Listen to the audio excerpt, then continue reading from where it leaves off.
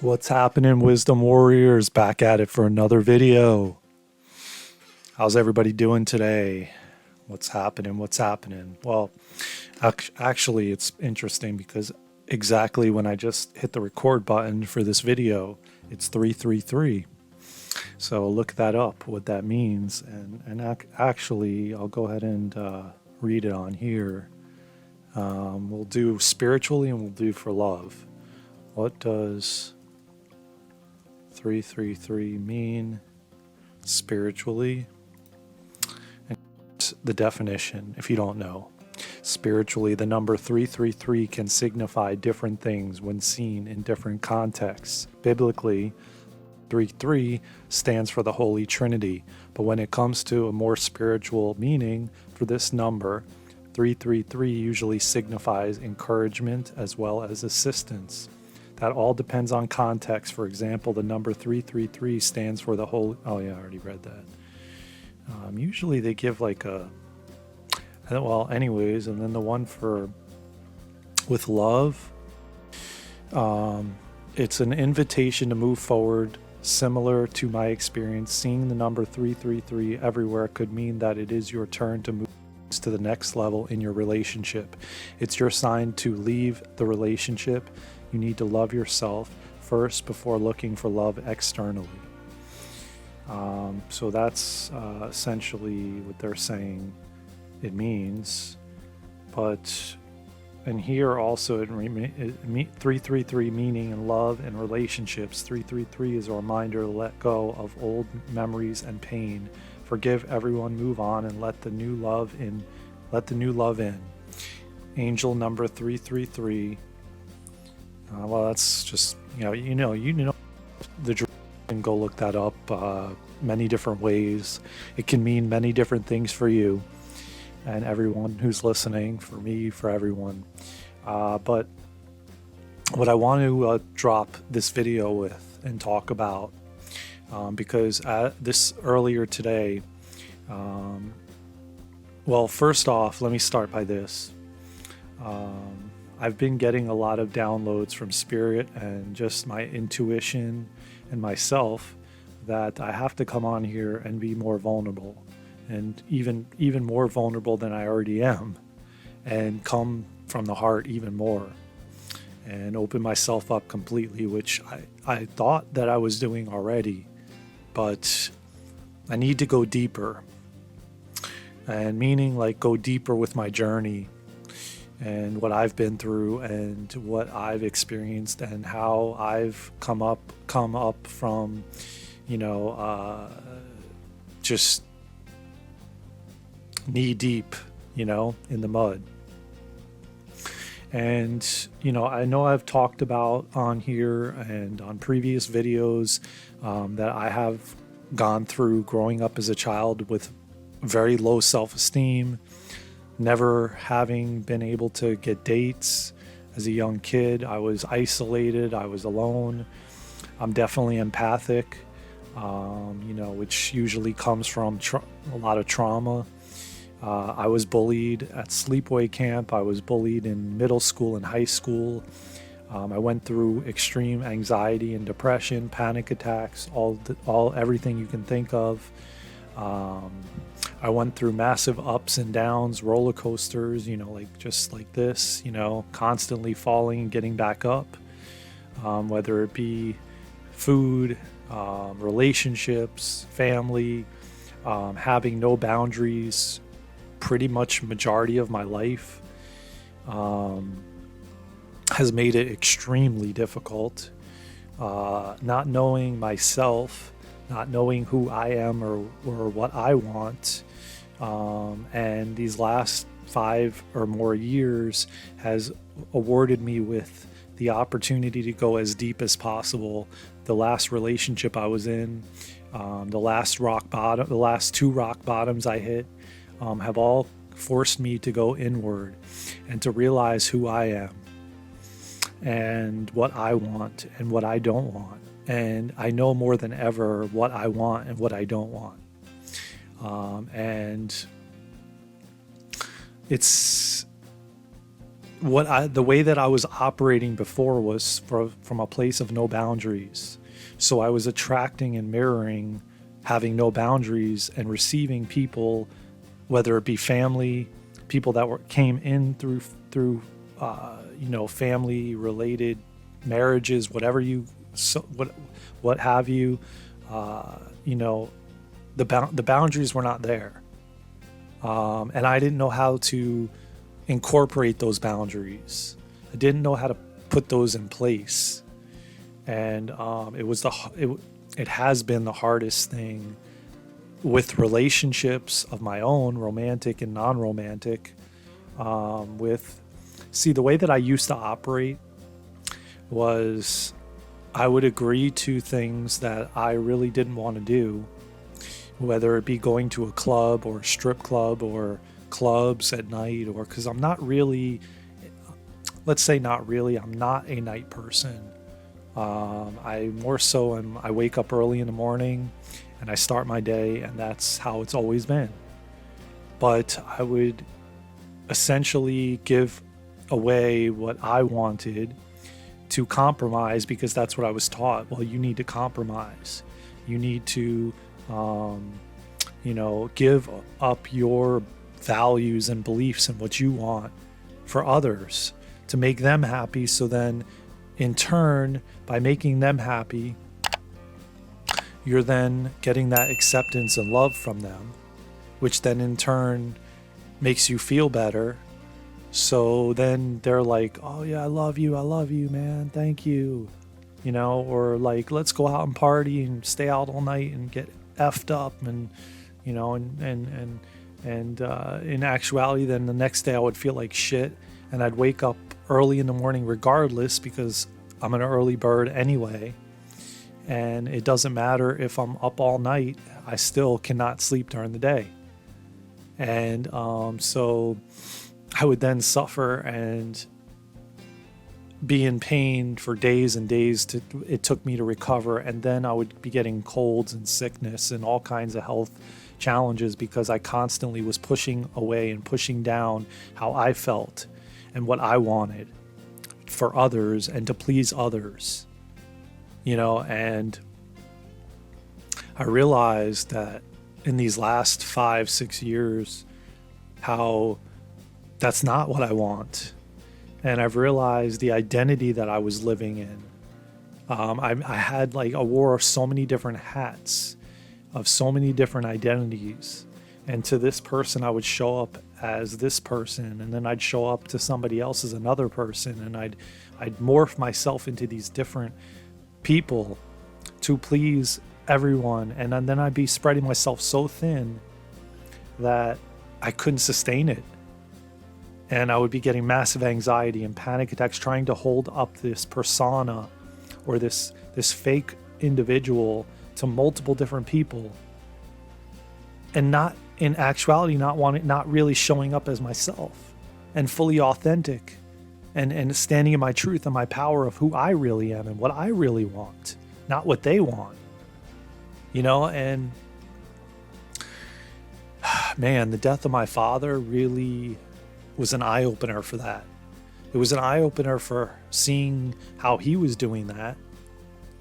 And then in turn, I was learning that and that way to be. And then I started to realize also how I wanted a relationship, a romantic relationship so bad. And I would mask myself and create these different identities for these different dates. And then to find out when I went on the dates, I completely was checked out and didn't want to be there, and thought about other things while on the date, right? And then I would fake, like, they would ask me, "Do you want this?" And I would say, "Well, I don't really know for sure. I'm kind of on the fence about it. I really don't know right now." But in actuality, I really knew in my gut and deep down, but I just wanted that love and that relationship so bad, and I was so desperate for it, that I faked what I really wanted. And then I tried to pretend like I didn't really know deep down.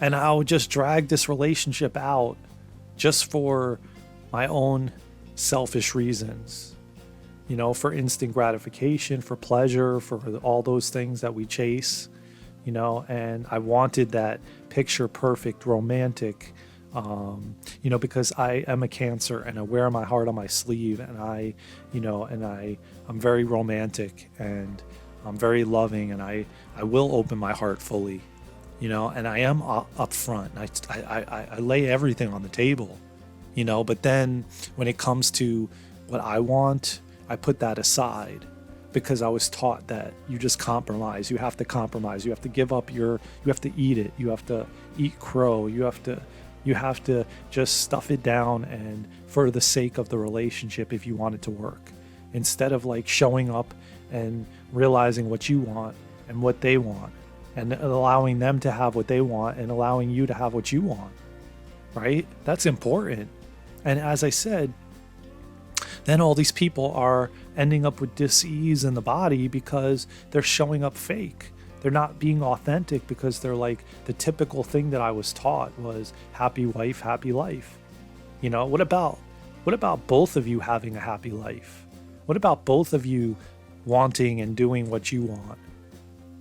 And showing up fully authentic, and showing up authentically, and standing in your power and your truth, and not having that relationship out of attachment and out of just because you want to have it, and you don't want to be alone, and you just force yourself into this relationship that's really not working, just to make it work, to stick around, it all leads back to people pleasing. It all leads back to, I have to compromise. I have to make this work. If I sign the papers and I get married, I have to make it work no matter what. Like, I committed to this, so I have to make it work. And I'm not telling anybody to end their relationship or to not get walk away. I'm not telling you to do that. That's your choice. On this channel, I just speak from my truth, from my authenticity, from what I've gone through. Give me 1 second. Let me just turn this light on so it's brighter, so you can see. There we go. That's better. It's a rainy, dark, gloomy day again. So, there's not much light coming in. But, let me just, I agreed to this contract to get married, and now I need to stick to it and not walk away. Like, what happens to, like, if you change? What happens, like, every minute and every second we're changing? What we thought we liked 5 minutes ago, we may not like anymore. You know what I mean? Like, and you hear people speak on, like, the parents of the kids that got married. Well, you are marrying my daughter or my son, and you have to honor this, and what happens if you change in the future, and what happens if you change? So what if the relationship's not growing, and you're not growing and evolving together and apart, and it's not serving your highest good? Then what is the point? What is the point to waste your time? Time is short on this planet, and we only have a short amount of time. I firmly believe that you can work things out and compromise, but not if it compromises your values and your beliefs, and not if they change.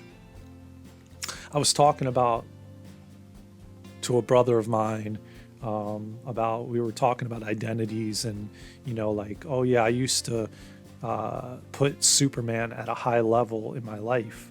And yeah, I like Superman, but I used to idolize it to the point where I wore shirts. I had everything Superman. And slowly but surely, after I finally started changing the last 5 years, like really changing, I've come to find out I don't wear the shirts anymore. I don't, like, it's not like at the forefront. It doesn't leave, because we always like those things, but it doesn't mean that it has to be like right at the forefront. And that's okay. But then people see you as, oh, you were that person that wore those shirts, and you were that person that idolized that, and that you were that, you're it's almost like, majority of humanity has problems with change. And I'm one of those people that had that. But now, these last 5 years, I've changed. And I struggled with other people around me changing. When I saw them change rapidly, it was like a whiplash. It was like I got a whiplash, from it. And it was rough and it was hard and it was difficult so I've been on both sides of the fence. So I understand what it is like to watch somebody change around you. And if you're married to that person, to watch them change is even harder, because then they start potentially growing apart from you, and that's extremely difficult to watch. If you're in a romantic partnership with somebody and been married with them for 10 years, 15 years, 20 years, whatever amount of years, even a year, and I feel like 2023 and going forward, we're rapidly changing at rapid speeds, and what one person says 1 minute may not be what they feel an hour to 2 hours later or a year from now. And we have to understand that and not be like, well, this is my wife or this is my husband. Like, you have ownership over that person because you signed a paper with them. You have to be okay and ready that at any point in time they could be like, well, I'm up and I just can't do this anymore. Like, you got to be prepared for those shifts and turns and moves, and because that's life. Life is about change. And me having lived in Florida for so many years made me kind of non-adaptive to change, with the weather being the same all the time and your outer world was always the same. The trees didn't change, the weather didn't change, it was just hot all the time. Don't get me wrong, now I miss that. When the winter comes, I miss that. And that's when we don't realize how we take things for granted when we have them. I was speaking about that, about pools being everywhere in Florida, and you have the opportunity to go swimming anytime. And then when you're not in that environment anymore, you vastly realize how it's something that you miss. And man, I had this for so long right at my fingertips, and I no longer do. And now I realize how I took it for granted. So I just want to convey that we have to really start,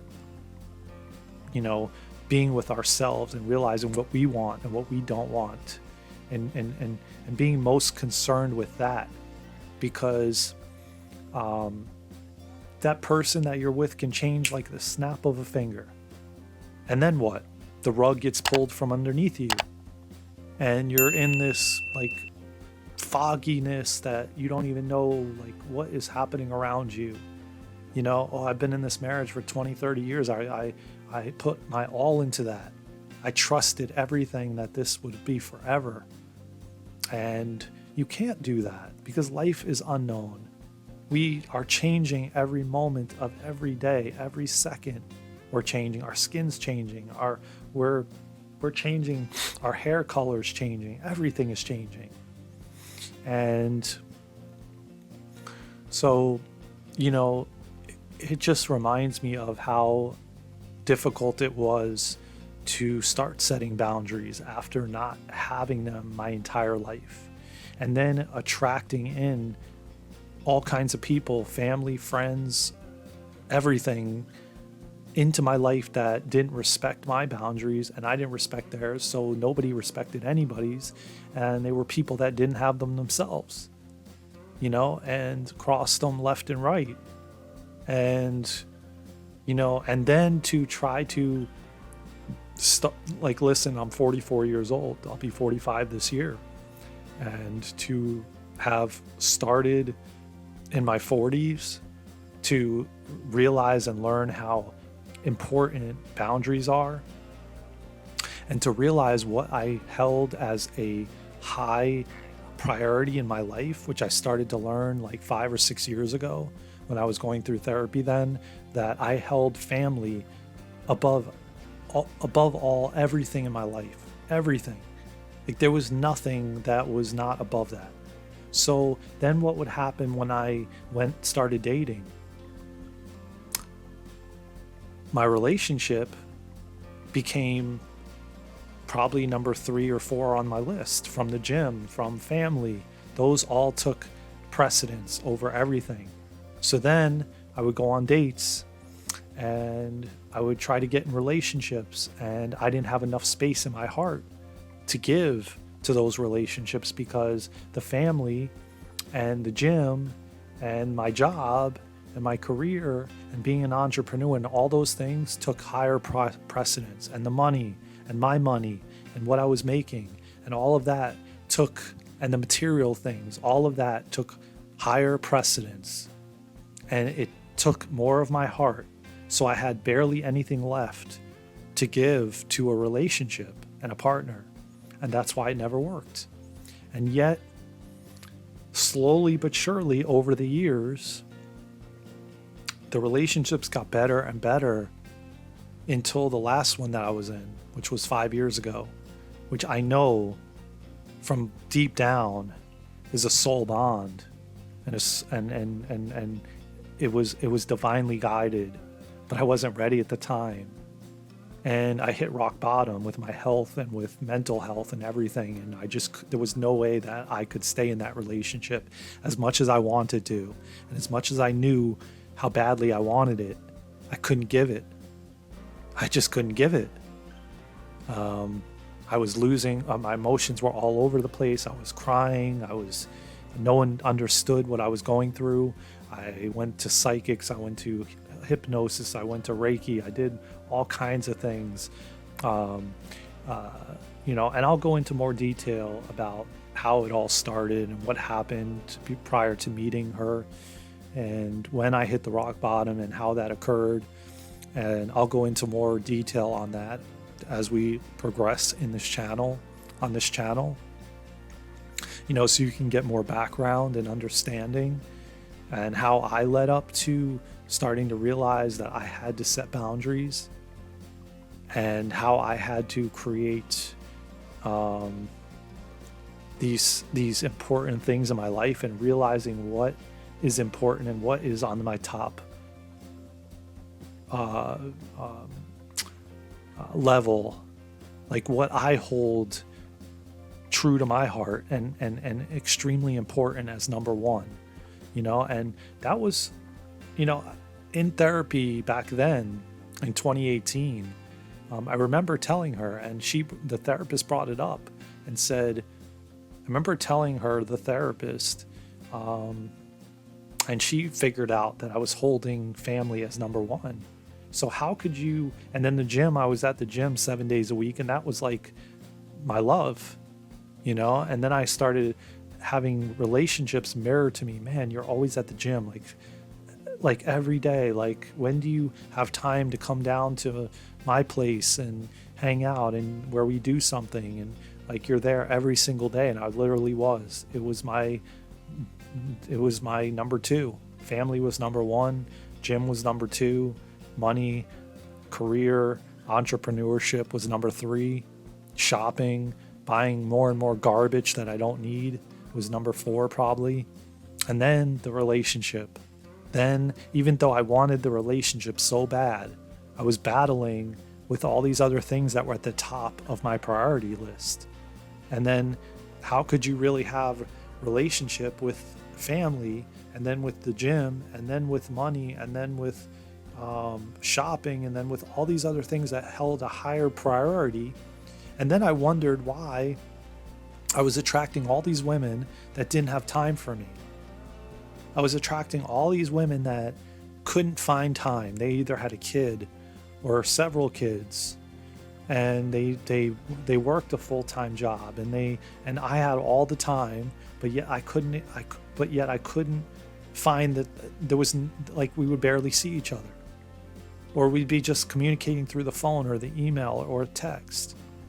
And then I'm wondering to myself, I'm like, how is this happening every single time? It's a pattern. And I'm continuing to attract the same types of women that don't have time for me. And I'm like, thinking about it now and looking back, I realize it. I'm like, wow, I was saying it at the time and I couldn't understand it, but now I actually understand it. Now, looking back in hindsight, I understand why it was happening, because I didn't have enough room in my heart to give them. And my cup was not full. Well, my cup, yes, it was not full, or it was full, and I had no room to fill any more in there. It was overflowing. And or maybe I'm saying it backwards. Maybe it was not full. I don't know the analogy. I forget the analogy. Excuse me for that, but you could drop it in the comments if you want. The bottom line is I didn't have enough room in my heart to give them. I had very little tiny room, and I didn't understand why that was. And now I actually understand that. Now I understand that I have the room, and I'm ready to, my heart is fully opened, and I'm ready to bring that love in, because I know who I am and I know what I want, right? But before I didn't. 5-6 years ago, I didn't know what I wanted and who I wanted and what I want out of life and what I don't want and who I want to have in it, in this earth that I'm creating, my life that I'm creating, because we all are creators. We're creating our world. And here's a great example that I've heard numerous times from numerous people, and I want to throw this in there in the mix, because I heard this throughout my life so many times. And then I would get criticism and lashback from people telling me, how do you find all the time to go to the gym 3 hours a day? Because I do. Because that is my world that I'm creating, right? How do you find all the time to sit and watch Netflix or shop or do whatever the heck you're doing? You know what I mean? Like, you make the time for what you want. You create your life how you want it to be, right? So then I started to realize over the years, I'm like, man, I have a lot of time. And if I did have to work a job 9 to 5, I would make that time for the gym, because that gym was important to me. And there's gyms that are open 24 hours a day, and you go after work, or you go early in the morning, which is exactly what I was doing. I would wake up early in the morning and get to the gym at like 6 in the morning and go there for like 2-3 hours in the morning. Then sometimes I would flip it and I'd go in the early afternoon, maybe 2 in the afternoon or so. But for a long period of time, it was so important to me, because I wanted to lose weight at the time. And I made sure I was there at 5-6 in the morning, before, like, every single day. It was dark and I was there at the gym working out, and I found that I liked it more in the afternoon, but I still was doing that. And then I would hear people tell me, how could you do that? How are you there 2-3 hours a day, blah, blah, blah, every day of the week? Because I do. And because that's what I want. And that's what I'm creating in my world. But then you hear people say, well, I don't have time. I don't have time for the gym. I don't have time for a relationship. I don't have time for this. And you know what's happening? Constantly are repeating. You believe that so strongly. What do you think's happening? The universe is giving you more things to do so that you don't have time, right? And then what happens is you're like, I don't have time. Like every time I turn around, there's more things to do. It's piling on my plate. Like, I don't understand it. But you're asking for it by every time you keep on repeating and calling it out to the universe and saying, I don't have time.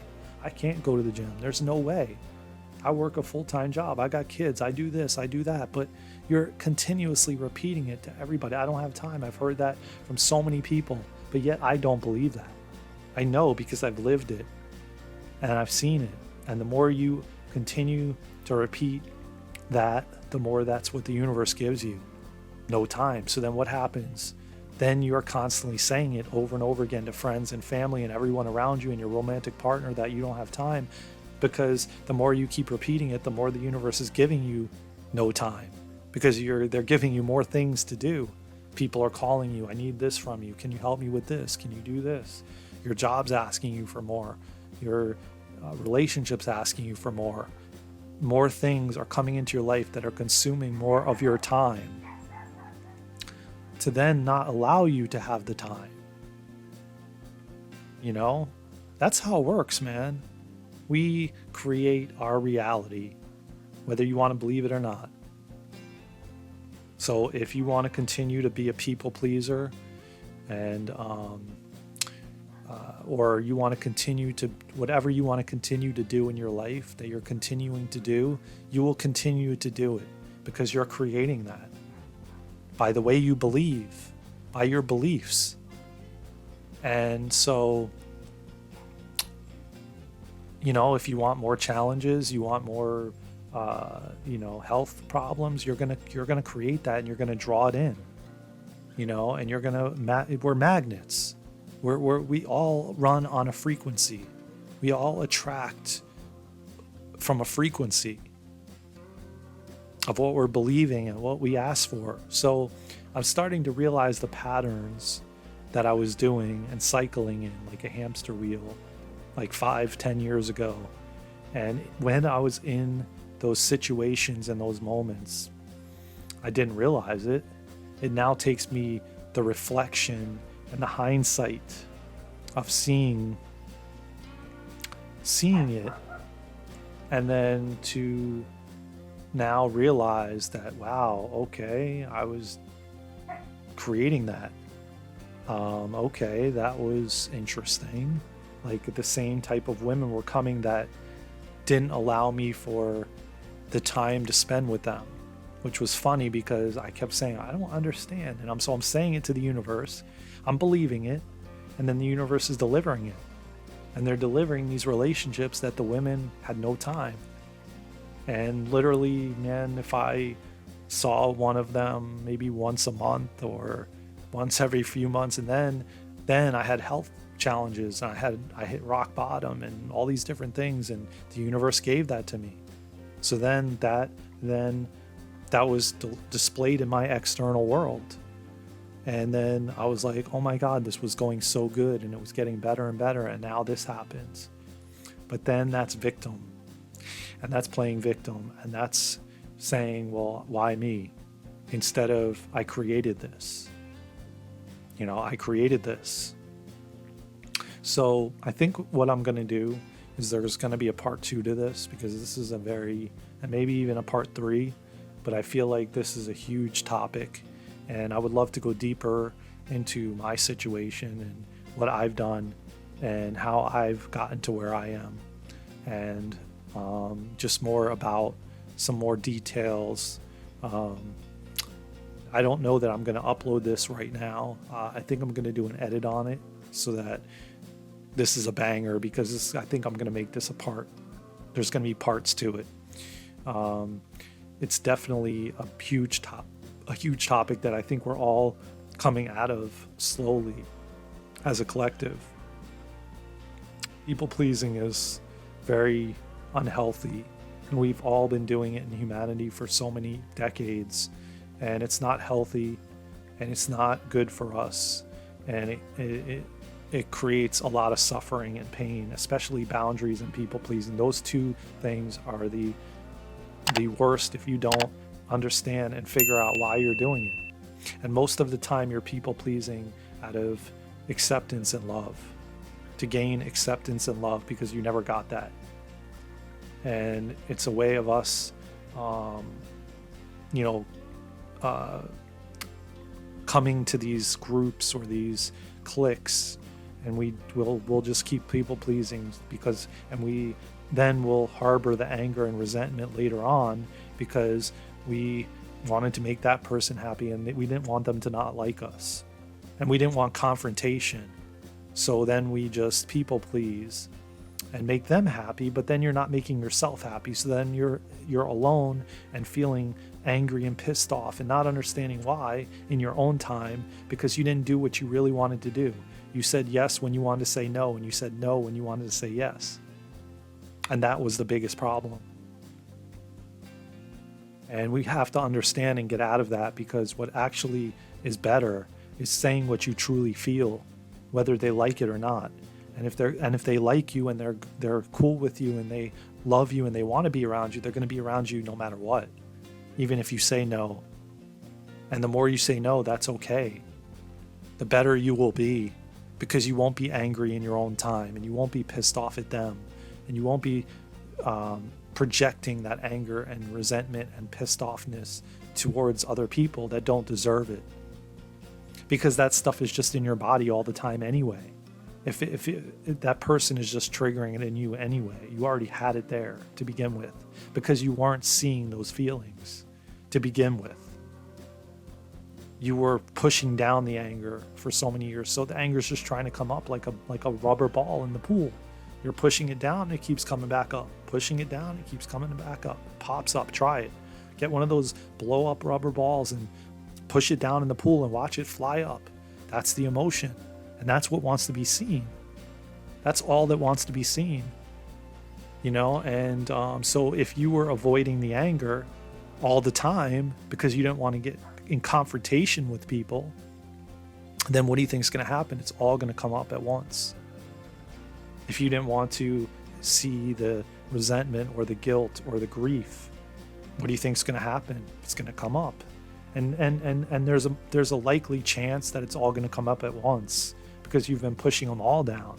If you're doing one of them, you're probably doing half of them or all of them, you know?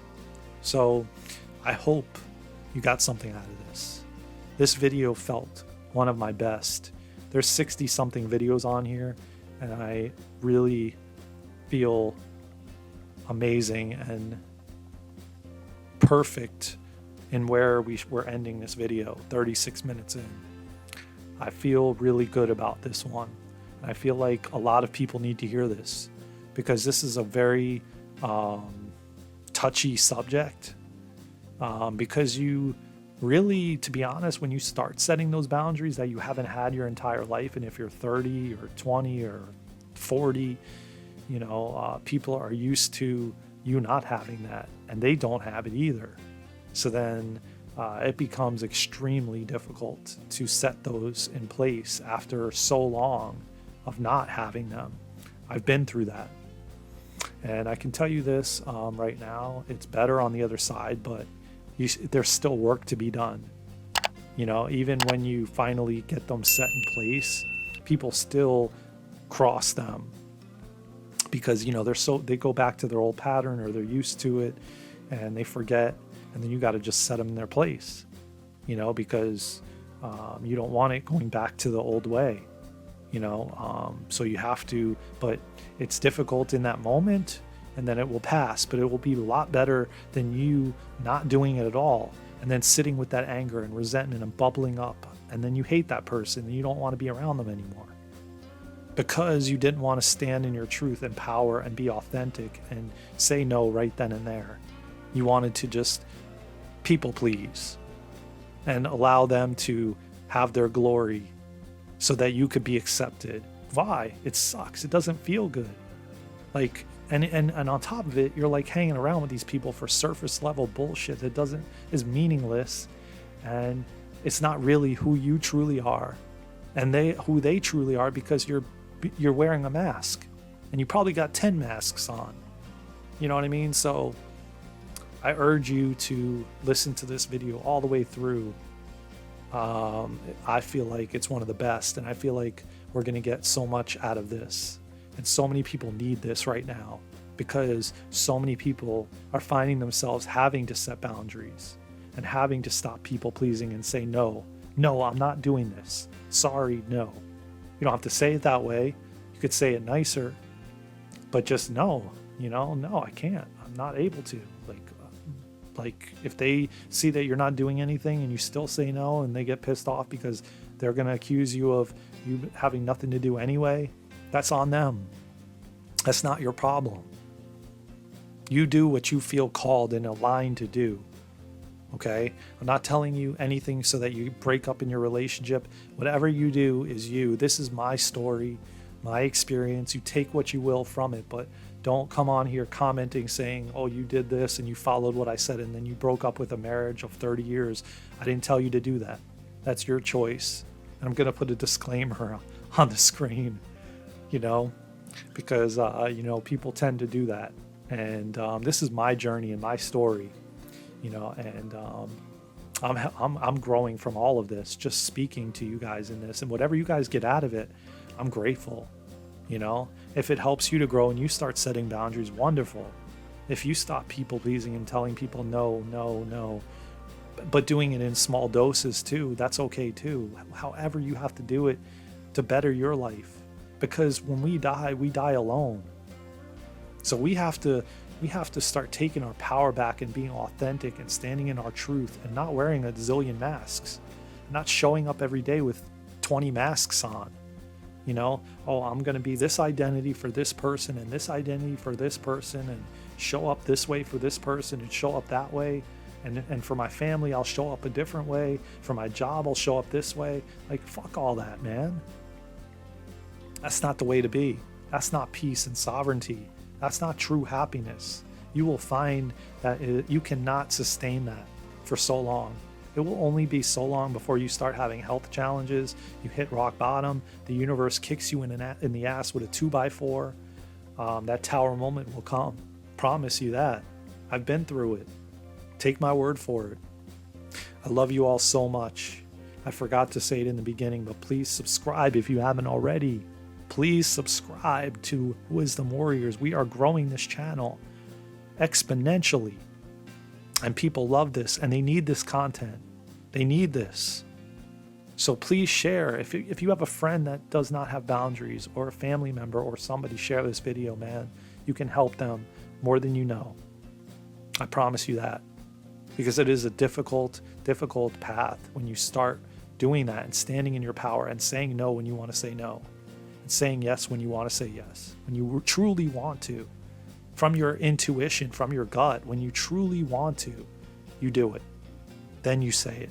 Then you stand in your power. Then you become courageous. Then you start building your self-esteem and confidence. That's where the confidence comes from, baby. So listen, please subscribe, please share, please like, please comment if you like this video, if you got something out of it. I would really, truly appreciate that from the bottom of my heart.